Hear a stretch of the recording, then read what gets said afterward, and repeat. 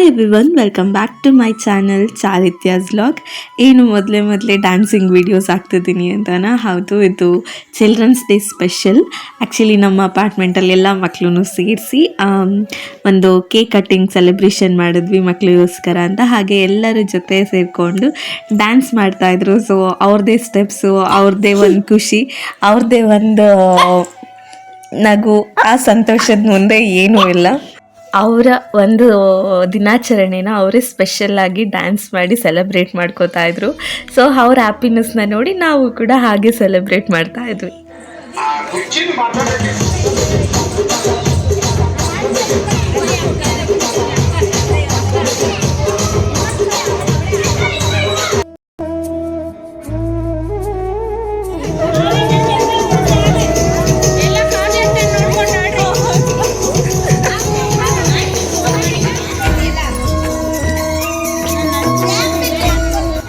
May be ಇಷ್ಟೊಂದು dance performance ನೋಡೋದಕ್ಕೆ bore ಅನಿಸ್ಬೋದು, but ಇದು ನನಗೆ ತುಂಬ ಮೆಮೊರಬಲ್ ಮೂಮೆಂಟ್. ಬಿಕಾಸ್ ನನ್ನ ಮಗಳು ಒಂದು ಎಲ್ಲರ ಜೊತೆ ಬೆರೆದು ತುಂಬ ಖುಷಿಯಾಗಿರೋ ಮೂಮೆಂಟ್ನ ಎಲ್ಲರ ಜೊತೆ ಶೇರ್ ಮಾಡಬೇಕು ಅನ್ನೋದು ನನಗೆ ತುಂಬ ಆಸೆ. ಹಾಗೆ ಎಲ್ಲೋ ಒಂದು ಕಡೆ ಮಿಸ್ ಆಗಿಬಿಡುತ್ತೇನೋ ವೀಡಿಯೋಸ್ ಅನ್ನೋ ಭಯ ಕೂಡ ಇದೆ. ಅದ್ರ ಬಟ್ ಯೂಟ್ಯೂಬಲ್ಲಿ ಇದ್ದರೆ ಅದೊಂಥರ ತುಂಬ ಸೆಕ್ಯೂರ್ಡ್ ಅನಿಸುತ್ತೆ.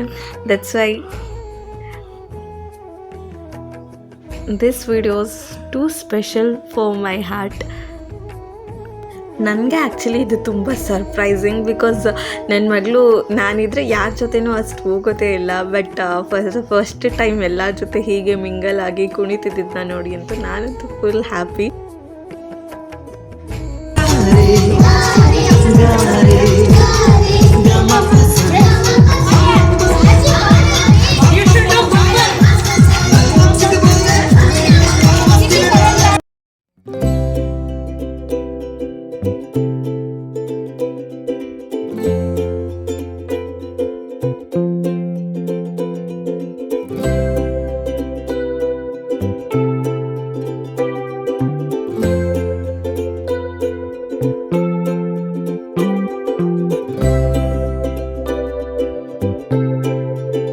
ಅವರೆಲ್ಲ ಡ್ಯಾನ್ಸ್ ಮಾಡಿ ಸೆಲೆಬ್ರೇಟ್ ಮಾಡಿ ಫೈನಲಿ ಸೊ ಅವ್ರಿಗೋಸ್ಕರ ಅಂತ ತಂದಿರೋಂಥ ಕೇಕ್ನ ಕಟ್ ಮಾಡಿಸಿದ್ವಿ. ಈಗಿನ ಜನ್ರೇಷನ್ ಮಕ್ಕಳಿಗಂತೂ ಒಂಥರ ಲಕ್ ಅನಿಸುತ್ತೆ ಅಲ್ಲ. ಬಿಕಾಸ್ ಅವ್ರಿಗೆ ಯಾವುದೇ ರೀತಿ ಎಕ್ಸ್ಪೆಕ್ಟೇಷನ್ಸ್ನ ಏನು ಇಟ್ಕೊಂಡಿರ್ತಾರೆ ಅದಕ್ಕಿಂತ ಜಾಸ್ತಿನೇ ರೀಚ್ ಮಾಡಿರ್ತಾರೆ ಅವ್ರ parents. But I think 90s ಎಲ್ಲರಿಗೂ ಒಂದು ಫೀಲ್ ಇದ್ದೇ ಇರುತ್ತೆ. ಈ ಮಕ್ಕಳ ದಿನಾಚರಣೆ ಅಂದರೆ ವಿ ಎಕ್ಸ್ಪೆಕ್ಟ್ ಓನ್ಲಿ ಒಂದು ಚಾಕ್ಲೇಟ್ ಇನ್ ಸ್ಕೂಲ್ ಅಷ್ಟೇ. ಅದು ಬಿಟ್ಟು ಅದ್ರ ಮೇಲೆ ಇನ್ಯಾವುದು ಕಲರ್ ಡ್ರೆಸ್ ಅದೊಂದೇ ಅಲ್ವಾ. ಒಂದೊಂದು ಸ್ಕೂಲ್ಗಳಲ್ಲಂತೂ ರಜಾನೇ ಕೊಟ್ಬಿಡ್ತಾಯಿದ್ರು. ಬಟ್ ಈಗ ಸೆಲೆಬ್ರೇಷನ್ ಪ್ರತಿಯೊಂದೂ ಸೆಲೆಬ್ರೇಷನ್ ನೋಡಿದಾಗ ನಮಗೆ ನಮ್ಮ ಬಾಲ್ಯದ ಎಷ್ಟೊಂದು ನಾವೆಲ್ಲ ಮಿಸ್ ಮಾಡ್ಕೊಂಡ್ವಲ್ಲ ಅನ್ನೋ ಫೀಲಿಂಗ್ಸ್ ಎಷ್ಟು ಚೆನ್ನಾಗಿ ಬರುತ್ತೆ ಅಂತ ಕಮೆಂಟ್ ಮಾಡಿ.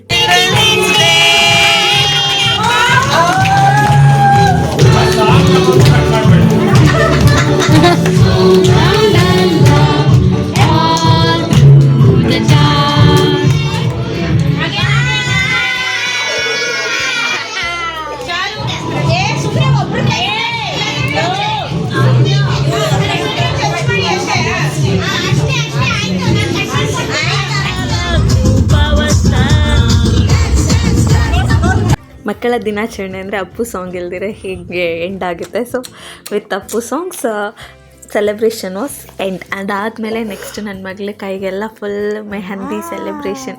ಯಾಕೆ ಅಂದರೆ ಬೆಳಗ್ಗೆ ದೇವಸ್ಥಾನಕ್ಕೆ ಹೋಗೋಣ ಅಂದ್ಬಿಟ್ಟು ಎಲ್ಲ ಹಾಕಿದೆ. 2 minutes ಅಷ್ಟೇ. ಆಮೇಲೆಲ್ಲ ತೊಳ್ಕೊಂಡು ಅವ್ರ ತಾತ ಅಜ್ಜಿಗೆ ಮೆಹಂದಿ ಹಾಕೋದಕ್ಕೆ ನಿಂತ್ಕೊಂಡ್ರು.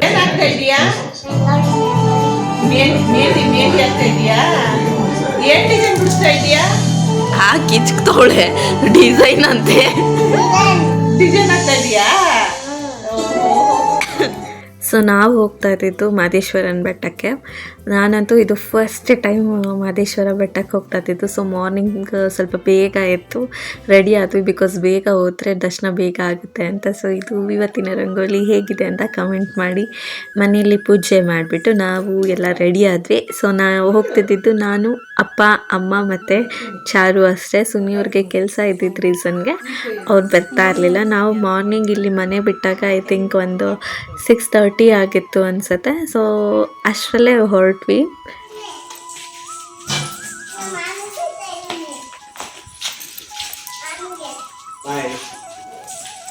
ಮಾರ್ನಿಂಗ್ ಆ ಫ್ರೆಶ್ನೆಸ್ ಜೊತೆ ಟ್ರಾವೆಲಿಂಗ್ ಅಂತೂ ಸಖತ್ ಮಜವಾಗಿರುತ್ತೆ.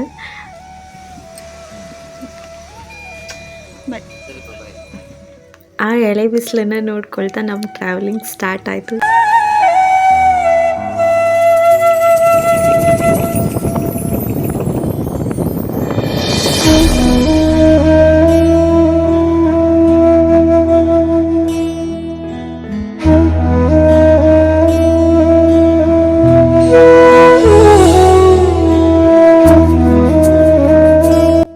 ಆ್ಯಕ್ಚುಲಿ ಈ ಸೈಡು ವಾತಾವರಣ ನೋಡೋದಕ್ಕೆ ಒಂಥರ ಸಕ್ಕತ್ತಾಗಿತ್ತು. ಬಟ್ ನಾನು ಇಮ್ಯಾಜಿನು ಮಾಡ್ಕೊಂಡಿರಲಿಲ್ಲ ಇಷ್ಟೊಂದು ಬ್ಯೂಟಿಫುಲ್ ಆಗಿರುತ್ತೆ ಮಹದೇಶ್ವರ ಬೆಟ್ಟಕ್ಕೆ ಆನ್ ದ ವೇ ಹೋಗ್ತಾ ಅಂತ. ಎಲ್ಲಿ ನೋಡಿದ್ರು, ಎಷ್ಟು ದೂರ ನೋಡಿದ್ರು ಹಸಿರು, ಹಚ್ಚ ಹಸಿರು. ಅದು ನೋಡೋದಕ್ಕೇ ತುಂಬ ಖುಷಿ ಆಗ್ತಾಯಿತ್ತು, ತುಂಬ ಪೀಸ್ಫುಲ್. ಅದೊಂಥರ ಎಮೋಷನ್, ನೇಚರ್ನ ನೋಡೋದು ಅಲ್ವಾ. ಬಾವುಟ ಇದ್ಬಿಟ್ರೆ ಅಕ್ಕಿಗಳು ಬರಲ್ವಾ.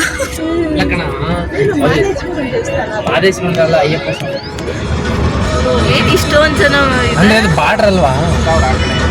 ಬಾಡ್ರ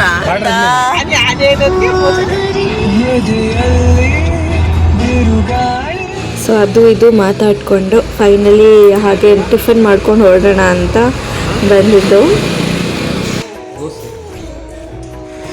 ಬೇಯದ್ ಬೇಡ ದೋಸೆ ಬೇಯದ್ ಬೇಡವಾ?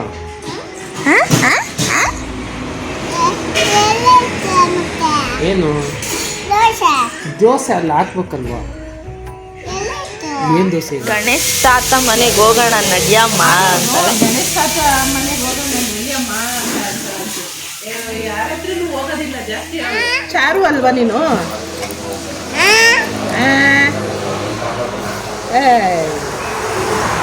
ಹಂಗಾರೆ ನೀವು ಬನ್ನಿ, ನಾನು ಹೊರಡ್ತೀನಿ. ಬಾಯ್.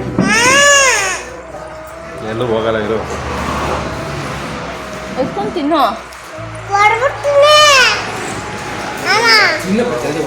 ನನ್ನ ಮಗಳು ತರಲೆ ತುಂಟಾಟಗಳ ನಡುವೆ ನಮ್ಮ ಜರ್ನಿ ಅಂತೂ ಸ್ಟಾರ್ಟ್ ಆಯಿತು. ಮತ್ತು ನನಗಂತೂ ಈ ನೇಚರ್ನ ಎಷ್ಟು ನೋಡಿದ್ರೂ ಸಾಲ್ತಾನೆ ಇರಲಿಲ್ಲ, ಅಷ್ಟು ಬ್ಯೂಟಿಫುಲ್ ಆಗಿತ್ತು. ನನಗಂತೂ ಫಸ್ಟ್ ಟೈಮ್ ಈ ಕಡೆ ಎಲ್ಲ ನಾನು ಟ್ರಾವೆಲ್ ಮಾಡಿದ್ದು ಕೂಡ ಮೊದಲೇ ಸಲ. ಆ ಬೆಟ್ಟ ನೋಡಿದಾಗ ಬರೀ ಹಾಡಲ್ಲಿ ಮಾತ್ರ ಕೇಳ್ತಾ ಇದ್ದಿತ್ತು 77 ಮಲೆಯ ಒಡೆಯ ಅಪ್ಪ ಮಾದಪ್ಪ ಅಂತ.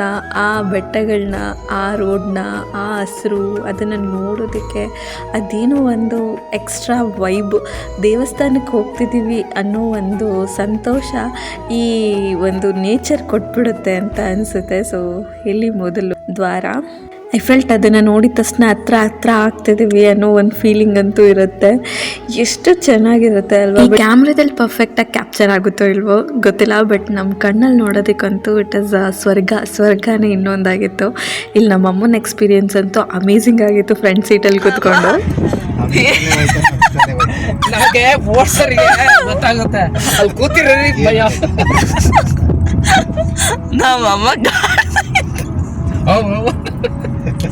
ನಮ್ ಚೆನ್ನಾಗಿ ಕಡೆ ಬ್ರೇಕ್ ಹಾಕಯ್ಯ ಅಂದ್ರೆ ಯಾರುಗಳನ್ನ ನಮ್ ಕಣ್ಣಿಗೆ ಕಾಣಿಸುತ್ತೆ. ವಿಡಿಯೋಗ್ರಫಿ ಮಾಡಕ್ ಹೋದ್ರೆ ಕಾಣಿಸೋದಿಲ್ಲ. ಅಲ್ಲಿಗೆ ಹೋಯ್ತದಿರಮ್ಮ, ಅಲ್ಲಿಗೆ ಹೋಗೋಣ.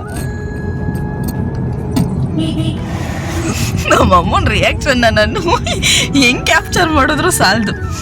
ಹೆಂಗ್ ಮಾಡ್ತೇನೆ.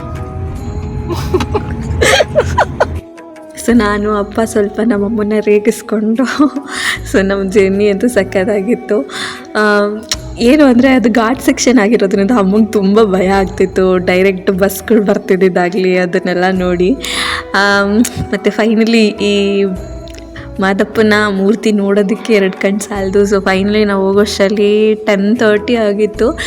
ತುಂಬ ಜನ ಏನೂ ಇರಲಿಲ್ಲ, ಅಂದರೆ ಒಂದು ತುಂಬ ಕಮ್ಮಿ ಇದ್ದರು. ಐ ಫೆಲ್ಟ್ ನಮ್ಗೆ ತುಂಬ ಲಕ್ ಇತ್ತೇನೋ ಗೊತ್ತಿಲ್ಲ, ಒಂದು ಸ್ವಲ್ಪ ಕೂಡ ಜನ ಜಾಸ್ತಿ ಏನಿರಲಿಲ್ಲ. ನಮಗೆ ಒಂದು 10 to 15 minutes ಅಷ್ಟೇ ನಮಗೆ ಅಲ್ಲಿ ಆಗಿದ್ದು ಕ್ಯೂ ಅಲ್ಲಿ. ನಾವು ಇಲ್ಲಿ ಬೆಟ್ಟದ ಒಳಗಡೆ ಹೋಗಿದ ತಕ್ಷಣ ಅದೇ ಇಲ್ಲಿ ಕ್ಯೂಗಳ ಹತ್ರ ಹೋದ್ರಿ. ಬಟ್ ಇಲ್ಲಿ ಮರಗಳಿಗೆಲ್ಲ ಅದಕ್ಕೆ ಏನು ಕಟ್ಟಿದ್ರು ಅನ್ನೋದು ನನಗೆ ಗೊತ್ತಿಲ್ಲ.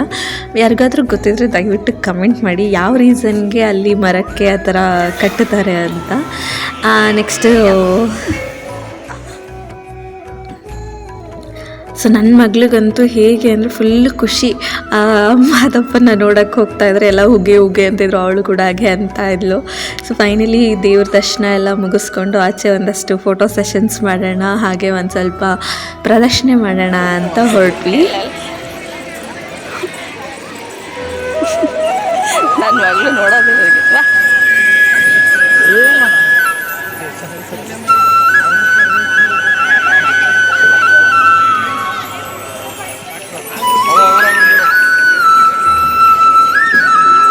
ಈ ಕಡೆಗೆ ಬಮ್ಮ.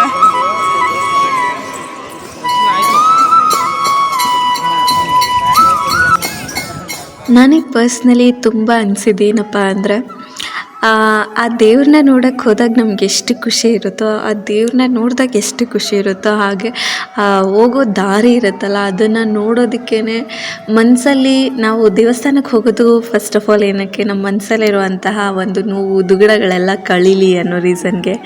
ಬಟ್ ಆ ದಾರಿಲೇ ಆ ದುಃಖನೆಲ್ಲ ಮರೆಸ್ಬಿಡುತ್ತೆ ಅನಿಸುತ್ತೆ ಈ ದೇವಸ್ಥಾನದ ದಾರಿ. ನನಗೆ ಅಷ್ಟು ಇಷ್ಟ ಆಯಿತು ಕೂಡ. ಹಾಗೆ ಮಹದೇಶ್ವರ ಬೆಟ್ಟಕ್ಕೆ ಹೋದ್ವಿ ಅಂದರೆ ಅಲ್ಲಿ ತುಂಬ ಆರಾಮಾಗಿ ಉಳ್ಕೊಳ್ಳೋಕ್ಕೆ ಜಾಗಗಳು, ತುಂಬ ಫೆಸಿಲಿಟೀಸ್ ಇತ್ತು.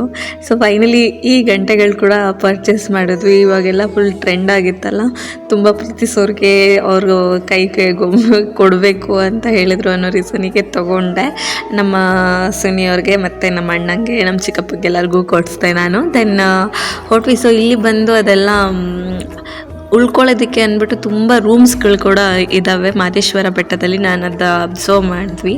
ಹಾಗೆ ಕಾಸು ಇಲ್ದಿರ ಇರೋದಕ್ಕೂ ಕೂಡ ಒಂದಷ್ಟು ಛತ್ರಗಳ ಥರನೂ ಮಾಡಿದ್ದಾರೆ.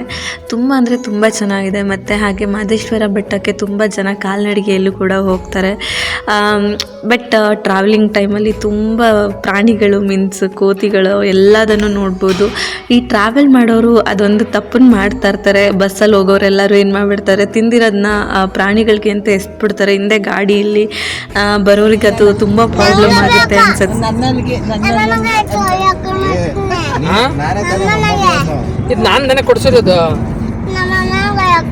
ನಾನು ನನ್ನ ಮೊಮ್ಮಗಳಿಗೆ ಕೊಡ್ಸಿರೋದು. ಕೊಡು ತಗೊಂಡೋಗ್ತೀನಿ. ನೀನು ಯಾರು ನನಗೆ? ನೀನು ನನಗೇನಬೇಕು? ಮೊಮ್ಮಗಳು. ನಾನೇ ನಿನ್ನ ಮೊಮ್ಮಗಳು ಅನ್ನು. ಏನಬೇಕು? ಚಿನ್ಗಿ ಏನು ಚಿನ್ನಿ ಹಣೆ ಮೇಲೆಲ್ಲ ಹೆಂಗ್ ಬರ್ಸ್ಕೊಬಿಟ್ಟಿದ್ಯ ನೋಡು.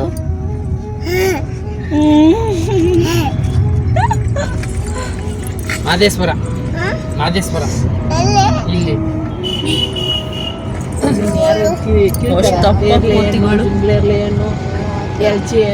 ತುಂಬ ಪ್ಲ್ಯಾನ್ಗಳಿತ್ತು. ಮಹದೇಶ್ವರ ಬೆಟ್ಟ ಮುಗಿಸ್ಕೊಂಡು ಚಾಮುಂಡಿ ಬೆಟ್ಟಕ್ಕೆ ಹೋಗೋಣ, ಹಾಗೆ ವೇಣುಗೋಪಾಲ ಸ್ವಾಮಿ ದೇವಸ್ಥಾನ, KRS ಎಲ್ಲ ಕಡೆ ಹೋಗೋಣ ಅಂತ ಏನೇನೋ ಪ್ಲ್ಯಾನ್ ಮಾಡ್ಕೊಂಡ್ವಿ. ಬಟ್ ಅದೇ ಹೇಳ್ತಾರೆ ಅಲ್ಲ, ನಾವೊಂದು ಬಗೆದರೆ ದೈವ ಒಂದು ಬಗೆಯುತ್ತದೆ ಅಂತ. ಬಟ್ ಗೊತ್ತಿಲ್ಲ ಏನಕ್ಕೆ ಏನು ಅಂತ. ಚಾಮುಂಡೇಶ್ವರಿ ಬೆಟ್ಟಕ್ಕೆ 2 ಸತಿ ಹೋಗೋಕ್ಕೆ ಪ್ರಯತ್ನ ಪಟ್ಟರು, ಅದು ಸಾಧ್ಯನೇ ಆಗ್ತಿಲ್ಲ ನಮಗೆ. ಇನ್ನೂ ಅದು ನಮ್ಮ ಅದೃಷ್ಟದಲ್ಲಿ ಇಲ್ಲ ಅನಿಸುತ್ತೆ. ಅದೇ ಹೇಳಲ್ವ, ನಾವಾಗ ಹೋದರೂ ಕೂಡ ದೇವರ ದರ್ಶನ ಅನ್ನೋದು ಅದೊಂದು ಭಾಗ್ಯ, ಅದು ಅದಾಗದೆ ಬರಬೇಕಂತೆ. ಸೊ ಅಂದ್ಕೊಂಡು ಹೋಗಿದ್ದೆಲ್ಲ ಉಲ್ಟಾ ಆಯಿತು. ಅಮ್ಮಂಗೆ ಸ್ವಲ್ಪ ಹೆಲ್ತ್ ಇಶ್ಯೂಸ್ ಆಗಿರೋದ್ರಿಂದ ರಿಟರ್ನ್ ಆದ್ವಿ. ಸೊ ಇದಾಗಿತ್ತು ಒಂದು ಪುಟ್ಟ ವ್ಲಾಗ್. ಈ ವ್ಲಾಗ್ ನಿಮಗೆ ಇಷ್ಟ ಆಗಿದ್ರೆ ಪ್ಲೀಸ್ ಲೈಕ್, ಶೇರ್ ಹಾಗೆ ಕಮೆಂಟ್ ಮಾಡಿ. ಹಾಗೆ ನನ್ನ ವೀಡಿಯೋಸ್ನ ಯಾರೆಲ್ಲ ಸಬ್ಸ್ಕ್ರೈಬ್ ಮಾಡಿಕೊಂಡು ನೋಡ್ತಿದ್ದೀರಾ ಅವ್ರಿಗೆಲ್ಲ ತುಂಬ ಹೃದಯದ ಥ್ಯಾಂಕ್ಸ್. ಹಾಗೆ ಇನ್ನು ಯಾರೆಲ್ಲ ಸಬ್ಸ್ಕ್ರೈಬ್ ಮಾಡಿಲ್ವೋ ಪ್ಲೀಸ್ ಸಬ್ಸ್ಕ್ರೈಬ್ ಮಾಡಿಕೊಂಡು ನನ್ನ ಚಾನೆಲ್ನ ಸಪೋರ್ಟ್ ಮಾಡಿ. ಮುಂದಿನ ವ್ಲಾಗಲ್ಲಿ ಸಿಗೋಣ. ಅಲ್ಲಿವರೆಗೂ ಬಾಯ್.